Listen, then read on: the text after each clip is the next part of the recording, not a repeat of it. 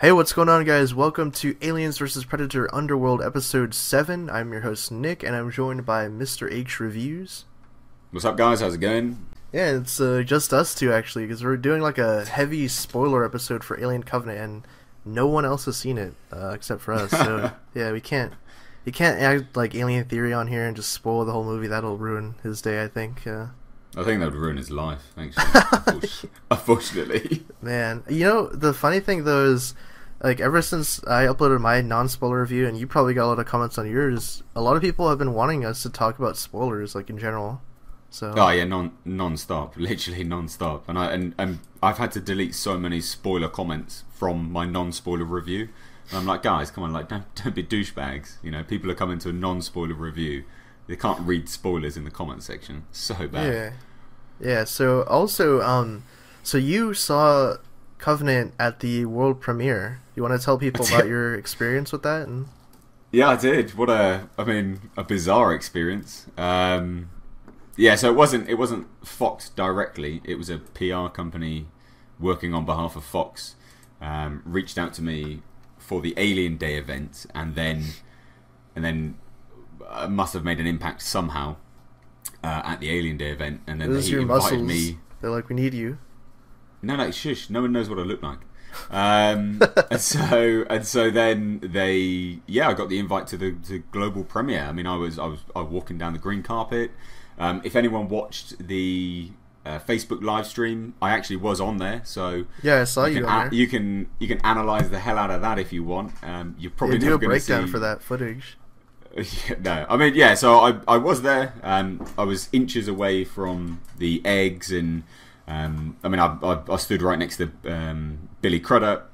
I mean, Catherine Waterston. She's massive. She's so tall, insanely tall. In fact, yeah. Michael Fassbender. I saw Ridley Scott. Again, I was meters away from Ridley Scott. Didn't speak to any of them. Obviously, it's kind of heavy. No one's going to want to speak to me. Heavy security and stuff like that. And yeah, it was a great event. The Leicester Square movie theatre is awesome. It was just a true experience, and I slept on the movie as well before I did my non-spoiler review, because I wanted to kind of digest it properly and not be jaded, by the whole event, before doing that review. And I still got comments saying, "Oh, you shouldn't trust this guy because he's, he got it out of, a gift and kind of this and that." I mean, I was brutally honest. In my non-spoiler review, it has problems. Like, it really does. And I say that it has problems. I openly say it has issues. So I'm not really sure why these people said you shouldn't trust him. I mean, Fox don't know who I am. They're not going to be inviting me to anything else. So I don't really understand what these people are talking about. But anyway, global premiere, once in a lifetime experience. And I've got to thank all of you guys, for the kind of exposure that I've had to be able to be invited to that kind of event. So thank you.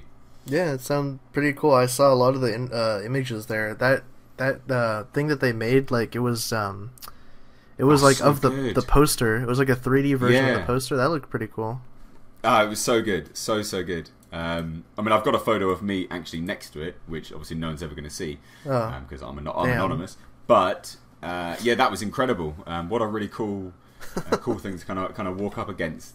It was only a fraction of it. It was kind of like the middle half of it, really. Yeah. But I mean, they really spent some money on that premiere. They had the Audi Luna Quattro thing, driving around. They had the eggs, the face huggers. Yeah, it was awesome event. Okay, cool.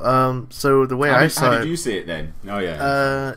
So I saw it at Fox Studios in Los Angeles, and it wasn't quite as bombastic as that. It was it was a low-key kind of just go in to a screening theater, and then just watch it. But was there any celebrities there?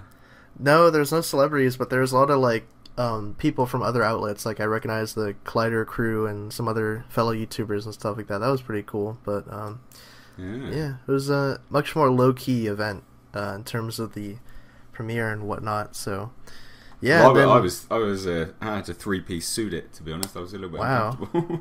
Yeah, I didn't wear anything nearly that fancy when I went. So I was tired, man. Why'd you wear a 3-piece suit? What? Well, you gotta dress up for these things. Why not?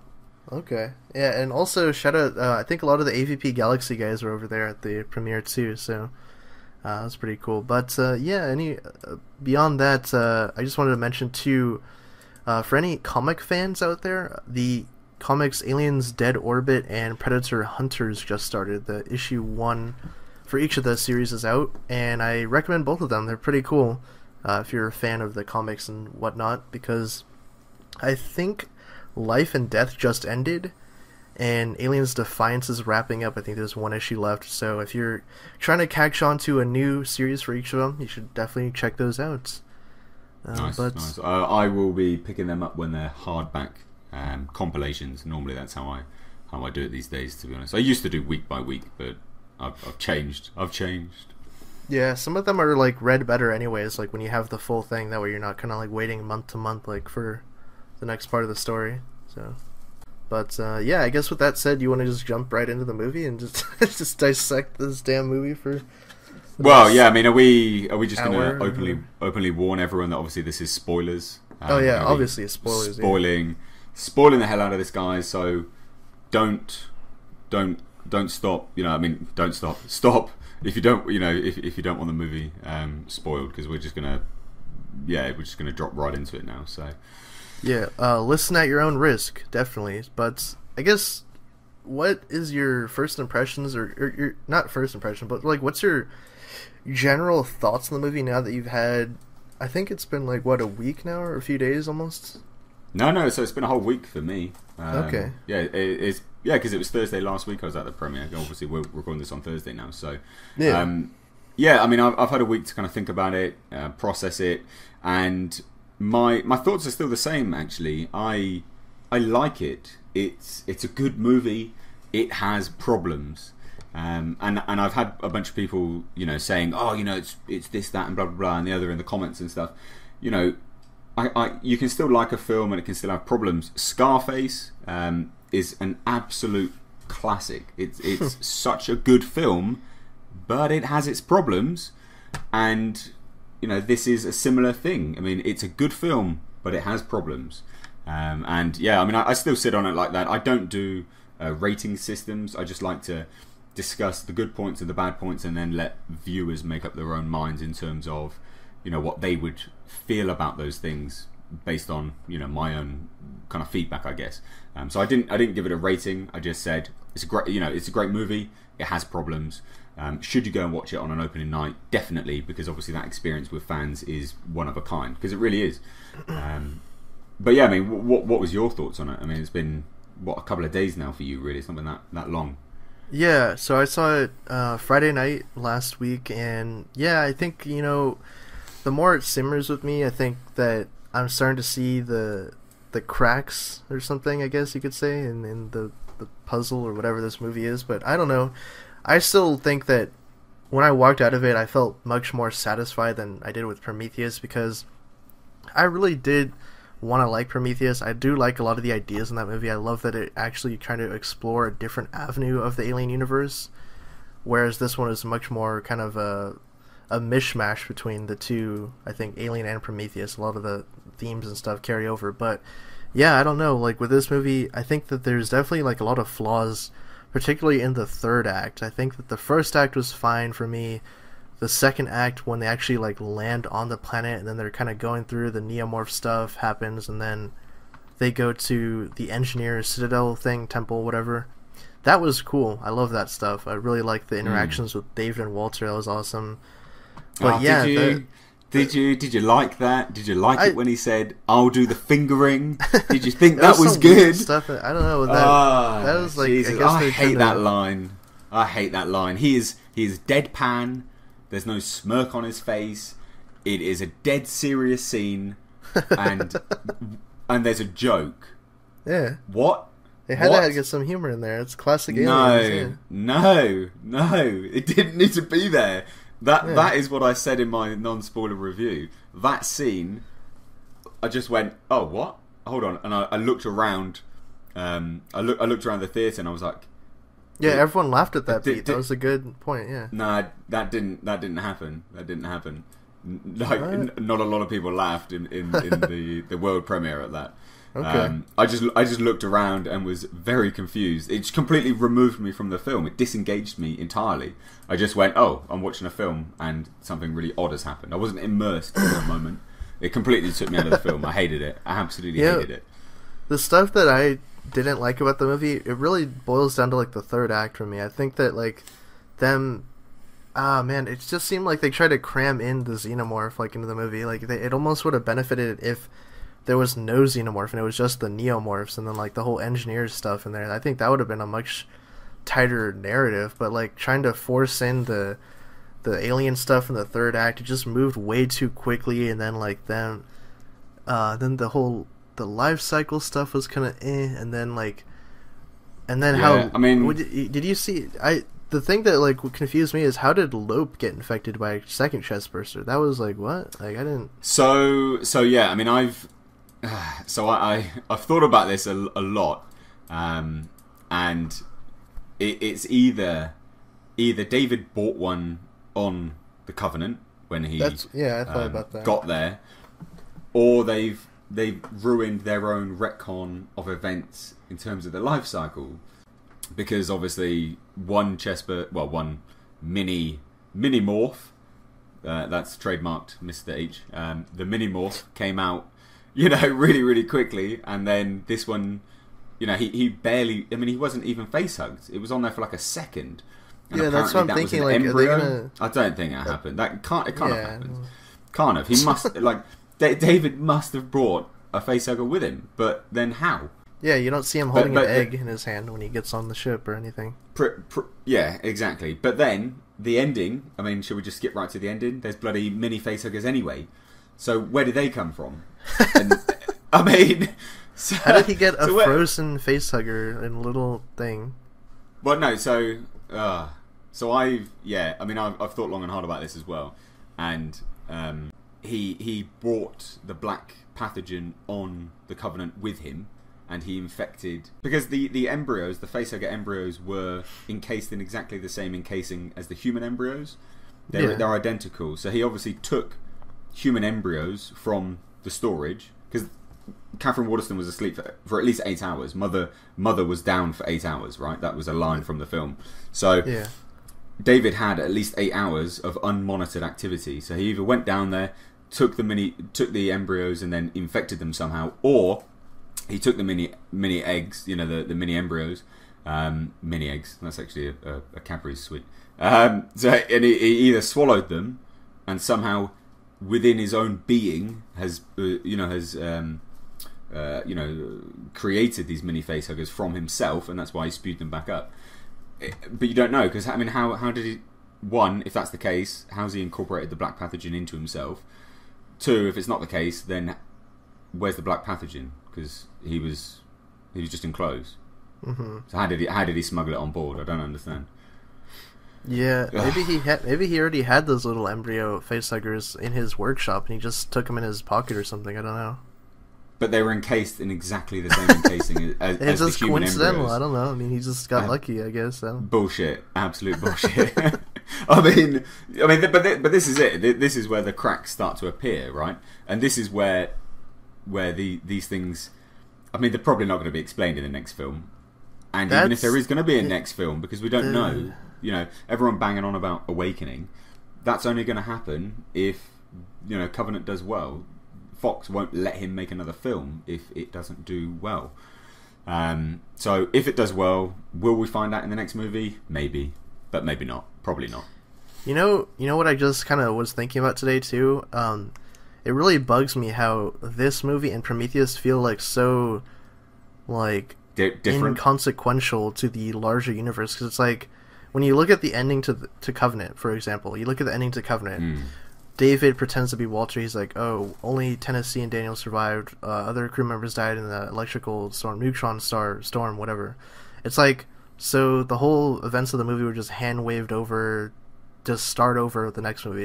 And it's the same thing with Prometheus, too. It's like, everyone died, nothing was really accomplished. Shaw just leaves going in search of the engineers because nothing was accomplished on LV-228. It just feels like really like...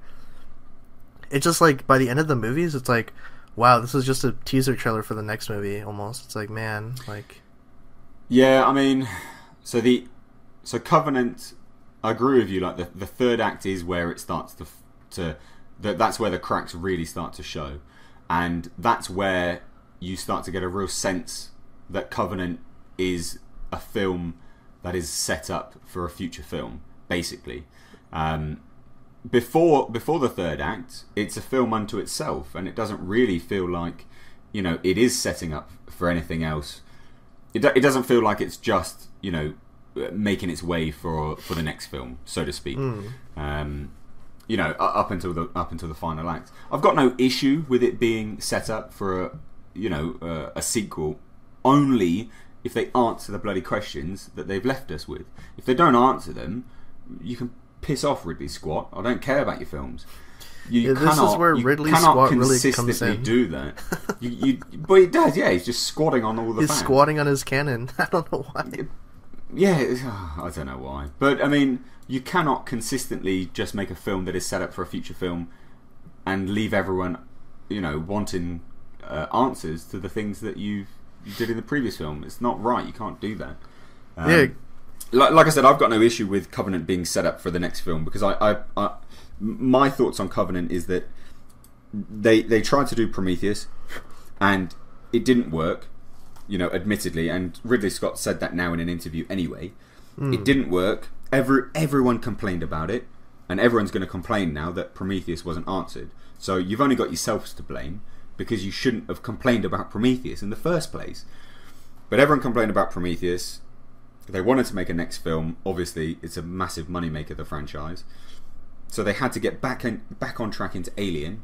So they didn't answer anything that was really in Prometheus at all. The engineers were nothing. They're all dead. Spoiler, they're all dead. Well, you got past that point already. Yeah. Shaw's dead as well, by the way, guys. She's dead. Is it explained? No, it's not. She's dead. But, so nothing in Prometheus is answered. Because you're trying to. This film is a bridge from Prometheus to Alien, so they're trying to get back into the feel for Alien, and I understand why they're doing it, because everyone complained about Prometheus. But if you complain that this film, is less Prometheus and more Alien, but isn't what you want it to be, you've only got yourselves to blame, because because they have to do it this way. There's no other way they can do it. How else would you do it? You can't just go, well, Prometheus didn't happen, and then just do an Alien prequel. That doesn't make sense. They have to bridge it somehow. And as messy as it is, there are real issues with it, but that aspect of it, I can appreciate why they've done it. Yeah, one of the things that I was thinking about too is how it really doesn't answer stuff from Prometheus. Like, people are saying, oh, does it resolve what the black goo is? Does it say why did the engineers want to kill us? Does it say who are the engineers? It doesn't answer any of that. You just don't know any of that. It's just, you still don't know what the black goo is, and now in this movie, the black goo is airborne somehow. That doesn't really... They don't explain that either.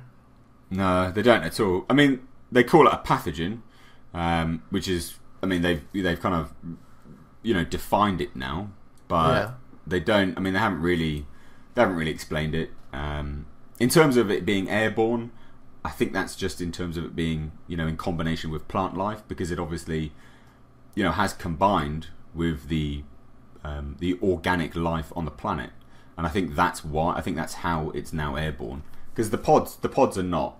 They're not black pathogen. They're black pathogen combined with organic life, aren't they? Yeah. Plant life. So I think that's the only way it is. It's airborne. But they don't explain it. Of course they don't. Idiot. What do you think about the? What did you think about the engineers bombing sequence? Because there was a little bit, like, we get to see kind of their society. We see the female engineers in there. Oh, there's women! There's women! Everyone was saying they're bold, angry guys, and they're angry because there's no women, and they're all hermaphrodites or some crap like that, and they're all asexual. No, there's women. The women are bold, though, still, which was interesting. No children. That was a bit disappointing. I would have liked to have seen little engineer kiddies running around. Yeah, it was awesome sequence. Again, it's still not actually confirmed if they're engineers, because they didn't explain it. They didn't say it was the engineer Homeworld. It's the same language, though, because you can see it on the steps. It's the same language as the stuff in Prometheus. They speak the same as the engineers in Prometheus, and they're wearing the same, and they're all bold. so they're probably engineers. But I think they're potentially leaving that open if there's backlash that they're not explained. I think that's potentially why they didn't, define them as anything. But yeah, I mean, I enjoyed the sequence. It was good. What do you think about because in the engineer sequence, like you see him kind of walking out of the temple thing, but there's one that has a white cloak on. Like they all have gray cloaks, and one has a white cloak, and he looks like older, and he looks kind of the wise one or something. Well, I mean, they walked out of the Hall of Heads, didn't they? So obviously that's a place of like reverence or of some sort. I don't know really. I mean, he must be a leader of something, whether he's a religious icon or not. Mm-hmm. Yeah, I mean, he must be. I mean, but you couldn't really get a feel for what he actually looked like, so it's difficult to say. No, I saw him, dude. He showed a close up of his head. Yeah, it was right there. Shut up, man. Also, wasn't it weird because this is another thing that confuses me and like also leads more theories about the engineers or whatever these people are on this planet. When the Juggernaut shows up, they all gather beneath it and kind of cheer and wave at it. Cheering, yeah. Like, so what does that mean? Like, what do they know of the Juggernaut? Is it a war hero ship? Like, what? I don't. Well, they obviously know what it is. They obviously know what it is, and the Mother Juggernaut was there, that they docked with. So they obviously know what it is. But what is it? I mean, I got a sense that they were cheering, for like, like long lost heroes returning from war. That's kind of what I got that impression. And then obviously they realised what was going on, and then ran like hell. But I mean, they didn't really explain it. I mean, what did you think when they cheered? What kind of sense did you get from that? That's kind of what I was thinking too. Like that they. So this might lead into the whole theory about the two factions of engineers, but maybe this Juggernaut ship, whatever, the guys, the space jockeys or engineers, whatever, that had the militarized, the biomechanical suits, those are like the military faction, and then they were returning the military home, so that's why they were cheering for them, and maybe they just hadn't seen a Juggernaut in like years or something. I don't know, but they were all super basic in on that planet, weren't they? But again, they weren't that basic because they had the engineer. The Mother Juggernaut was there. The ground opened up. That was mechanical somehow. That was technology. The ground opening up like that. So they have technology. They're not that basic. And there was an engineer face carved into the mountainside. So again, they're not like super basic. I mean, I'd still say they're engineers, but it's open for a massive retcon. Further down the line, definitely. Exactly, too. And also, these ones had pupils, too, which is not different than the ones on LV-223, it had all black eyes, so...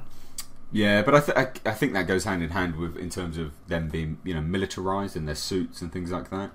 But I don't know. Who knows? Maybe they shoot up some black goo inside them, and that's why they got the black eyes and whatnot. I don't know. Maybe. Because also, those engineers had, like, weird veins through them, too, on the LV-223. They had, like, weird veins you could see, black... So, yeah, well, they've been shooting too much roids by the looks of it, to be honest. So. Oh, they've been smoking the black goo. But again, the engineers on this planet, they weren't jacked up anyway. They weren't massive. And they were different sizes, too. They weren't all the same height and whatnot. Yeah, exactly. So I think it will probably lead off into something along the line of, like, the LV-223 engineers were engineered themselves in, in that regard. They all look the bloody same. They're basically clones. Yeah. So I don't know. It's difficult to say, really. What did you think of the Neomorphs? Moving on. Moving on. I guess the Neomorphs. I liked them a lot. Actually, I really liked the effects on them. The adult Neomorph looked cool. Did you like the effects? Yeah, that's, I thought they were pretty good. Like apart from like the when it bit the girl's head, that looked weird. But other than that, it looked pretty good to me, I think. See, because I liked it, but there was some... Cause, I mean, I say in my non-spoiler review, I say the effects were great, and they were really, really good. But there was just something off about it, occasionally. I just looked at it and was like, a little bit... I don't know, I couldn't put my finger on it, and that's why I said maybe it was the colouring. Because they were an odd colour. They were like fleshy coloured, right? So it might verge on that kind of uncanny valley situation, because they're human flesh coloured, so maybe that's what made the link in my mind and made me feel a bit off about about them. I don't know. They looked a lot like the Beluga xenomorphs, though. Actually, like the head and everything. Yeah, very much like it. I mean, they're very much like it. I thought they were great though. What a cool creation. Yeah, it was cool too when David was like controlling it or something. Like he was like talking to it. It was weird. I was like, what the heck? Yeah, that was interesting. But I think the neomorph again registers like organic life, much like synthetics have never been face hugged before or anything like that. I think the neomorph registers organic life and was probably a bit confused by no pulse and stuff like that from David. Yeah, I think that the neomorph like bursting sequence is probably one of my favorite scenes in the movie, though. So good, so good, unbelievably good. Except for like Ferris, I thought she like I if I was her, I would have just like ran out of the lander instead of trying to shoot it. I would be like, all right, grab the shotgun and run, because the people were like right there in the wheat field. Like she could have just ran to them. I don't know what she was doing, but yeah, I don't know, because I mean, in my review of it, I defended everyone's actions because everyone says, oh, they act like idiots, blah blah blah blah blah. Yeah, they might do, but how many stupid, dumb shit things have you done in your life that upon reflection you go, oh, I shouldn't have done that, and there was better things to do in hindsight. Like everyone does that in real world scenarios. If you see this thing, you are probably going to go and run and get a gun and try and kill it. Probably. I mean, I would. Would I slip on blood? I mean, I might slip on blood once. I don't think I'd slip on it again. But yeah, I mean, I don't know, because again, like people say, oh, why did they even go to the planet? That was dumb. Well, the guy was religious, so he has the motivation there anyway. They set that up. They set it up more in terms of. This is why I said the viral marketing is probably good to watch, because you get a better feel for how religious he really is. Captain Oram. And he is he's super religious, so he just went, oh, I've got faith that this is good, and that's. No disrespect to anyone religious, you believe what you believe, and that's fine. But when you have faith in something, typically speaking, you just tend to go and follow it. So, yeah. Speaking of Oram, his decision to follow David into the egg room kind of was confusing to me, because, like, right before that, he says, "I've seen the devil" or something, right? And he points at David. But then yet he like follows David into this egg room and like doesn't question anything. He's like, okay, like, just that. True. Yeah, I mean that's fairly hard to defend. But I mean, I would say that Oram's not used to that synthetic. He doesn't know David, right? So yeah, I don't know. I mean, it's difficult to defend that. I mean, that was stupid. Why did he go down there? Why did he look into it? Yeah, that was some minor complaints right there with that. But yeah, I mean, also, what do you think of David overall in this movie? Because he was like way different than Prometheus. Like he was much further along the lines of like being a insane. I mean, he's psycho. Yeah, I mean, he's unhinged. I mean, he fully has emotion. Like he 100% has emotion. We see him cry. We see him get angry. I mean, he's very unhinged. I thought he was awesome. He's definitely the eyes and ears of the franchise moving forwards, which like I'm quite happy with.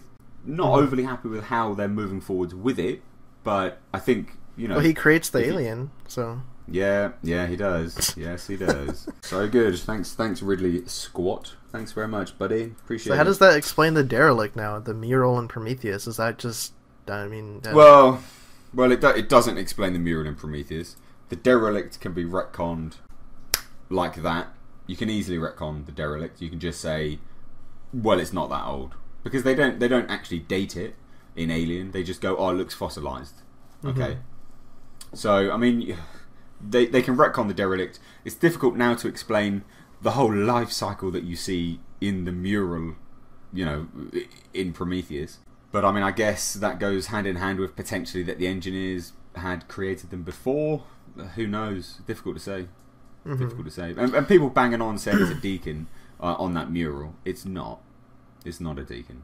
It's not. I mean, it's just not. Like, it can't be. The way the pathogen works is like, is pretty. I mean, it's pretty wild and unpredictable anyway.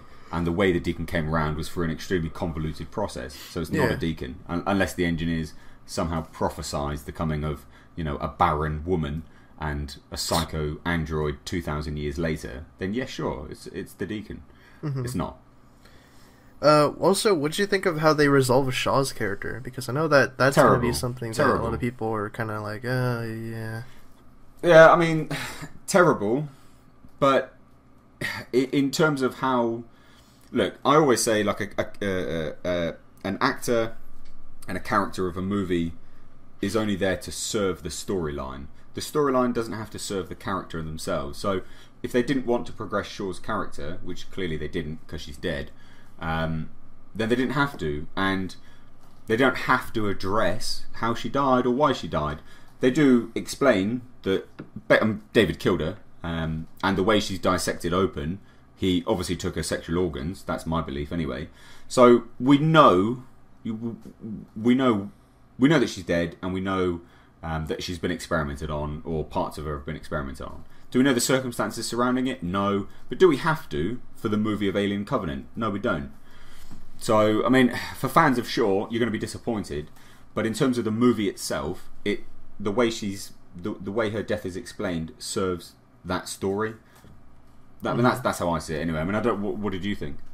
Well, the thing is, I heard that in the original cut of the film that the prologue with Shaw and David was actually in the movie. So I think that would have maybe helped out just seeing her alive, at least for once in the movie, before you see that she's dead. But the thing I don't like she has like this weird Giger head, like that painting. Remember the Necronomicon drawing, which is like biomechanical thing? So they did that. I mean, that's cool, I guess. But at the same time, it's like, well, you don't explain how she died. Like, why did David kill her? These are other questions that are now unanswered. Like, what's going on with that? So, well, I mean, yeah. In terms of the prologue not being in the film, I actually think it's good that those parts weren't included in the film, only because you would watch that and then you would see that he's killed her and go, that would lead you to really question why he's done it, and because they don't explain it, it would let you down even further. So I personally think that's probably a good thing that why it wasn't included. In terms of the sketch, yeah, that was odd, but I think it was just David. I mean, that was David's sketches, so maybe it was him kind of, ironically saying that she is the creator of this thing, because we see her body, right? It's dissected open. She's the corpse in the trailer. Maybe that was him, artistic license in terms of what he's done to her and why. Well, not why he's done it, but of what he's done to her and what that's become. Mm-hmm. Also, does it really explain that how David created the eggs? Like maybe she factored into creation of the eggs too. Yeah, I mean, I think that's why because they linger on the shot of her abdomen, open and dissected, and there's not much left there. All of her organs are kind of out and about. You can see it all. So I think that's potentially why they lingered on that shot, so you can see, oh yeah, he's taken her sexual organs, and I think that's why.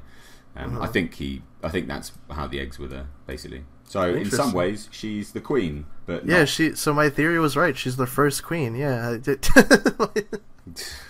convoluted theory from like 2 months ago is correct. Yes, but still unconfirmed. So who knows? But it's true. Yeah, man. I'm trying to think what else is there to talk about, like to discuss. There's something like. What did you think of I guess we can get into some of the characters now, like in terms of like the characters that do survive, Tennessee and Daniels. What do you think of them, and going forward, where do you see them going? I'm really glad Tennessee survived. I thought it was a great character. I really liked it, actually. I thought he did a great job. With that character, I thought it was great. And it made sense that he survived because he wasn't on the planet.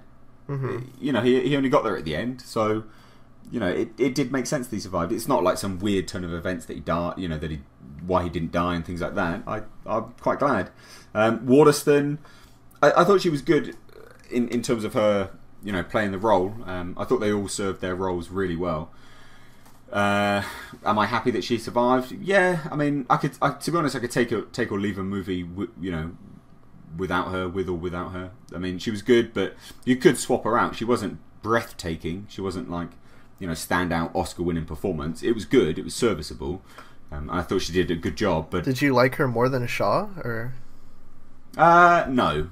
But No? there's more. Okay. No, I didn't like her more than Shaw. There's more kind of character development with Shaw. I mean, James Franco. Oh, here, spoiler. James Franco's dead. We don't even see him. Him dying only served to motivate you to like Catherine Waterston. That was the only reason he that's the only reason the captain died. Basically, is to service her character arc. Which, I can see why they did it, but they should have chosen no-name actor for starters, because it just made everyone confused. That's why everyone thought, oh no, James Franco is going to be doing this, that, and the other. No, he's not. He dies. You don't even see him speak. It's a Pineapple Express reunion. You only see him speak in a video, so whatever. But I mean, I thought she was good. I didn't think there's anything particularly bad about it. I thought she was good. She was believable. I liked her. But I could take or leave a movie. She doesn't have to be in the next one. Basically, put it that way. Okay, I don't know if she will be in the next one, because it seems like at the end there, like, David's basically just gonna kill all of them. Or maybe not, actually, because in the log he did say that Tennessee and Daniel survived. So he did say 2 survivors, and the rest of the crew died or whatever. Blah blah blah. So yeah, maybe. True. Okay, that's interesting. So where do you see the next movie going now? Like, because the Oregon 6 thing, because they're going there. A wild theory that I had is, like, what if that is LV-426 or something? I'm like, well, no, because LV, well, it can't be. LV-426 was so close to LV-223. We see it, like they orbit the same planet. They're in the same system. Well, Paradise, this planet's farther away though. Remember? Well, yeah, exactly. So there would be. But they were en route to Oregon 6. Yeah, which was further past. So it can't be, and they knew of LV-223. They wouldn't then send people to LV-426 if it was adjacent to LV-223. They just wouldn't. It doesn't make sense. Oh, they would. It's the company. Remember, Wayland Yutani. Yeah, but the colonists wouldn't be happy about it, and they wouldn't be. They wouldn't, because they know of the incident. I don't know. They said that that's just my theory. The I hope I'm ship. right in 2 years. No, I desperately hope you're not. I don't think it's gonna be. I think how you movie, do the derelict, though. That's how you retcon it. The 2,000 colonists become the eggs. Boom, egg morphing. Yeah, but you don't have to. It doesn't have to be set on LV-426. It could be set anywhere, and then David takes those eggs back to Earth, and then crashes. That's how you do the derelict. So David is the space jockey. Then he puts the suit on. He gets a... Oh God, I don't know. What if they do that? What if that actually ends up being a thing? I don't know. Who knows? Ridley Scott, what have you done? God damn. What have you done? Any final thoughts on the movie? I know my rating still stands at a 7. I still enjoy it. I definitely can't wait to see the Blu-ray. I'm sure that there will be deleted scenes, because you can tell the movie's been chopped up in the editing, so I'm sure there'll be more stuff on the DVD. So yeah, I mean, my point still stands. I genuinely like the film. I think it's good, going on great. I had a really good time with it. I thought it was great. I'll say it. I think it was a great film, but it does have some serious problems, and I hope they sort them out, because you're crapping on a franchise that I enjoy, and I'm not happy about it. So yeah. Yeah, I mean, we got The Predator next August, so we got that to look forward to now. Well, hopefully that'll be good. We'll see, I guess. Oh man, I don't know about that one. But anyways, so final thoughts, just to recap. I think we both do like the movie. It's just there are stuff that was kind of like or stuff that isn't explained, or stuff that doesn't pay off well. So take it for what you will. And also, I think people should just in general support the movie, because again, like we mentioned, if that doesn't do well, then they're probably going to leave the Alien franchise on the shelf for a while. I think Ridley Scott will be out, and then who knows what'll happen. So yeah, I mean they've spent some serious money on this film. Simply, I mean, just on the film alone, but also the marketing. The marketing's been insane. So yeah, if it doesn't make money, you can kiss the sequel goodbye. No matter what you think about Ridley Scott and what weight he has with studios, he is not the guy that provides the money. So there won't be a sequel if this doesn't make money. Mm-hmm. So yeah, I liked it, but we'll see what happens moving forward. Okay, so I think it's time to move on to our viewer questions segment of the podcast, where we answer all of your questions that you submitted with the hashtag AskAVP Underworld. So the first question comes to us from Velosalat. He says, "Are deleted, extended, or alternate scenes canon?" Probably not, right? Is that? Yeah, they're not canon. They're not canon. Yeah, they've been removed from the film by either the studio's request or the director, and no, they're not canon. So no. Well, he also brings up too. He says, so which version of the movie is canon? Like, for instance, the Aliens Special Edition has the scene with Ripley's daughter, like where she finds that out. Is that canon? Like, what is the canon version of the movie? So. Well, I mean, we know Ripley had a daughter anyway. Yeah. So I mean, the canon version of the film is what is released to the wider to the wider world at the time of release. You can kind of go in and retcon it a little bit, but the director's cut are generally not canon because they could be asked at any point, at any time, to come back and redo it. It's difficult to say that they're canon because sometimes the studio just does it as a cash grab. I would always say it's difficult, really. I would always say that it's just the wider release at the time should be considered canon, unless the subsequent film then reiterates what was done later down the line, if that makes sense. That's what I would say. I mean, I don't know what your thoughts are. Yeah, I kind of feel the same way in particular though with the Ridley Scott extended editions. I know that he definitely feels like against director's cuts. He was only basically forced to make the Alien director's cut because he doesn't care for them. But in terms of the Aliens Special Edition with the other scenes, that's the one I consider canon, just because that scene with her finding out about the daughter is like really important to the movie overall. But yeah, I don't know. That's also plus the Alien 3 assembly cut. I mean, that's just the superior version of the film by far. So yeah. That's what I see as canon. So it's kind of like a mixed bag. I think I don't know how to say it. I don't know about the egg morphing stuff though. I think that's probably out. I would say. Well, that's out. I don't know. So who knows? Hopefully that answers your question in a roundabout way. Okay, Jay Naylor says, have you guys played Alien Isolation? I think that game does a great service to the aesthetic and design of the original films, as it has a pretty compelling story. I'd also like to see in another similar vein. I'd also like to see another in a similar vein, like another game. What do you guys think? What do you think? Because you're doing a playthrough right now. I am indeed, so I'm going to plug my playthroughs. In fact, actually, because this will be released on Sunday, so next week you have episode 4 coming out of my playthrough, and it gets seriously interesting. I'm not a gamer at all. In fact, I haven't played games for, I don't know, probably like 10 years or something stupid like that. And I'm absolutely crapping my pants. The game is amazing. It's really, really good. You're 100% right. They've nailed the aesthetic. The game design is superb. And they've nailed the claustrophobia feel, the music, and the kind of level of atmosphere that they bring is all there. Even down to the kind of tap tap tap that you hear on the old keyboards that they use, on Sevastopol. Awesome, really, really good. And would I like to see another? 100%, definitely. Mm-hmm. They should make a Predator Isolation where you're like when you're playing as a human in a jungle and you have to survive against a predator hunting you. That'd be good actually. That would work as well. I mean, you could genuinely feel hunted, right? Yeah, that would work. Yeah, I mean, have you played Alien Isolation or not? I have not played it, but I watched the playthrough of it, and that was pretty cool. I do agree with the whole aesthetic and everything. They really captured the design of the first movie, I think, most importantly. And I really actually do like their design and their take on the Xenomorph too. Their big shap in that game is pretty cool. And pretty scary too, actually. But anyways, Final question. Ryan Kennedy says, I'd like to hear an in-depth summary by knowledgeable fans like yourselves about all the interesting main points that connect the original Alien to Prometheus and then to Covenant. For example, maybe touch on some things that aren't so obvious between time frame and whatnot. Thanks again. Okay, so do you have any comments on this? Because this is kind of a loaded question, like the whole timeline between... Well, I mean, yeah, it's a pretty massive question as well, to be honest. I mean, in terms of the time frame, we are, off the top of my head, it's either 40 or... No, it should be about 50 years, I think, prior to the events of Alien, because Covenant is set 10 years after, which is about 30 or 40 years, right? It's between 30 to 40 years before the events of Alien. I think I'm right with that. Off the top I think of my head. Alien is 21, 22 actually.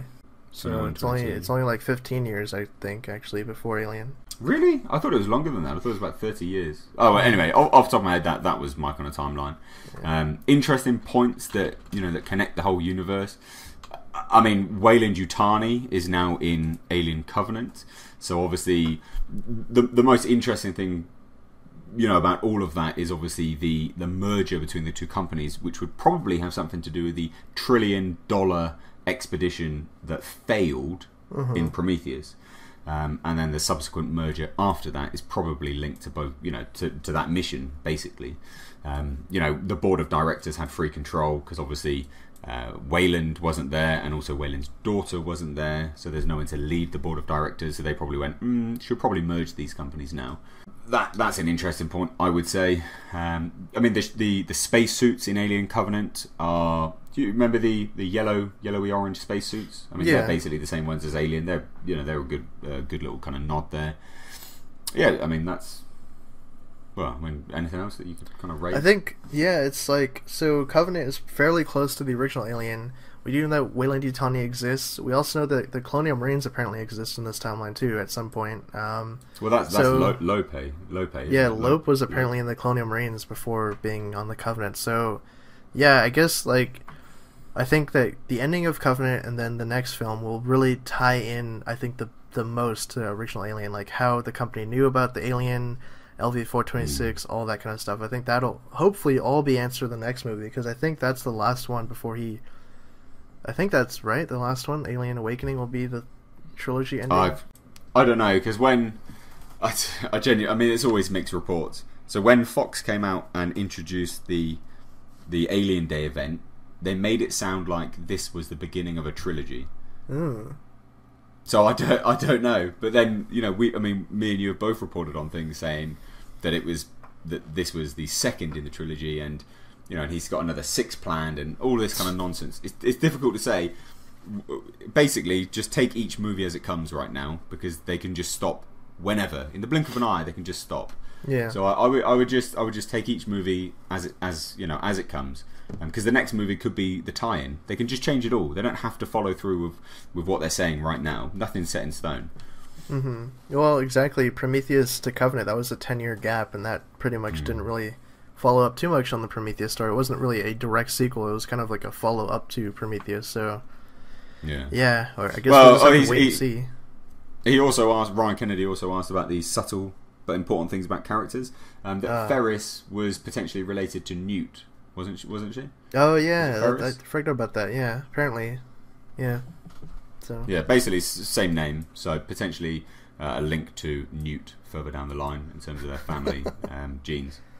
Yeah, and then obviously Daniels is Ripley's mother, so yeah, there you go. I mean, yeah, and David's the father of all aliens, so there you go. No, he's not.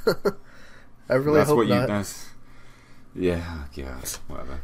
I think that rounds out this episode. Thank you guys for checking out AVP Underworld episode 7, and on the next episode, I'm not sure what we're going to talk about. I think possibly, was it Alien? I think we're continuing our Alien retrospective thing, or maybe we could talk about Prometheus or some other Covenant stuff. I don't know. Who knows? Hopefully by then, Derek and I'd like to think that. Yeah, I was just going to say, I'd like to think that Derek would have seen it, and also Failwell, Michael, maybe even Bandit. So potentially we could get them all on. Nick Hostetter, maybe? I don't know. Potentially. Yeah, I mean, as long as he keeps his shirt on. Yeah. Well, we can't say it's a podcast, so he won't know. No one knows what we're wearing right now anyway, so. Yeah, this is very true. Yeah. Behind this smooth voice, you don't know what attire I'm wearing. That's a soothing golden voice that you have. I'm Colin Salmon, remember? So. Yeah, exactly. So that's why you didn't like Alien Covenant, because you're an AVP. So yeah. Exactly. They retconned my death. I never even existed. Yeah. So, anyways, that does round out the episode. If you want to follow me on Twitter and tweet me questions for the podcast, or just talk about Alien Covenant, you can follow me on Twitter at who's_Nick. Where can people find you?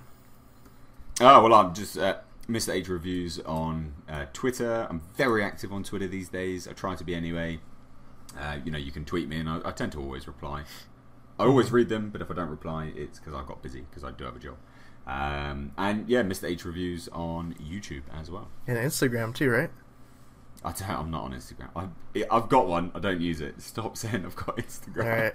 Okay, with all that said, we'll catch you guys in the next one. See ya. Peace.